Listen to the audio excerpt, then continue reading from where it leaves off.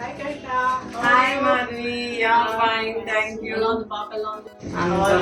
Yeah fine. Okay. ఈ మధ్య నేను ఇన్స్టాలో నీ రీల్స్ అన్ని ఫాలో అవుతున్నాను. ఎంత బాగా చెప్తున్నావు.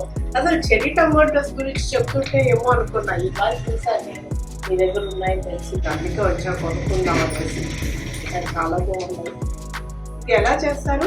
జీవామృతంతో మన పంటలన్నీ కూడా జీవామృతంతో మాత్రమే పండించిన పంటలు మాదిరి ఇవన్నీ కూడా ఎలాంటి కెమికల్స్ యూజ్ చేయకుండా ఇవి సలాడ్స్ కే వాడేవాళ్ళు కదా ఇంతకు ముందు మాదిరి. ఇప్పుడు ఏంటంటే నా రెసిపీస్ తోటి సలాడ్స్ కే కాకుండా ఇంకా రెసిపీస్ ఎలా చేసుకోవచ్చు చెర్రీ టమాటోస్, ఎందుకంటే చెర్రీ టమాటోస్ అనేది చాలా ఇంట్రెస్టింగ్ అండ్ ఈ టేస్ట్ కూడా చాలా డిఫరెంట్ గా ఉంటుంది. ఈవెన్ రసం కూడా మన ఫామ్ కి వెళ్ళాము యాక్చువల్లీ, దానిలో చెర్రీ టొమాటోస్ రసం చేసాము. యాక్చువల్ చాలా చాలా డిఫరెంట్ గా టేస్ట్ వెరీ కొంచెం తేడా. ఇవేంటంటే చిన్న పుల్లగా ఉండి మరీ పుల్లగా కాకుండా ఇలా తినేయడానికి కూడా చాలా బాగుంది అనమాట. మామూలుగా పిల్లలు కూడా ఇలాంటివి చూపించి తినిపించవచ్చు. మామూలుగా చిన్న పిల్లలు తినరు కదా, అలాంటి వాళ్ళకి ఇలా వాళ్ళకి టెంప్టింగ్ చేసి చాలా బాగుంటుంది. చెరీస్ లాగా ఉన్నాయి, బాగుంది, చాలా బాగుంది.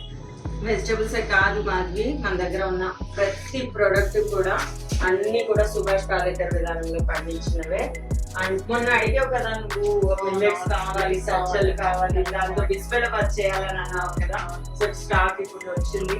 So definitely you can try with this. ఈ మధ్య మిరపకాయ గురించి కూడా చెప్పేస్తాం. అవును మాధవి, ఇదే ఆ మిర్చి, జస్ట్ 1 మిర్చితో మనకు వాటర్ కర్రీ అయిపోతుంది. కాశ్మీరీ రెడ్ చిల్లీస్ ఇది చాలా బాగుంది. ఇవన్నీ ప్యాక్ చేసుకుంటాను.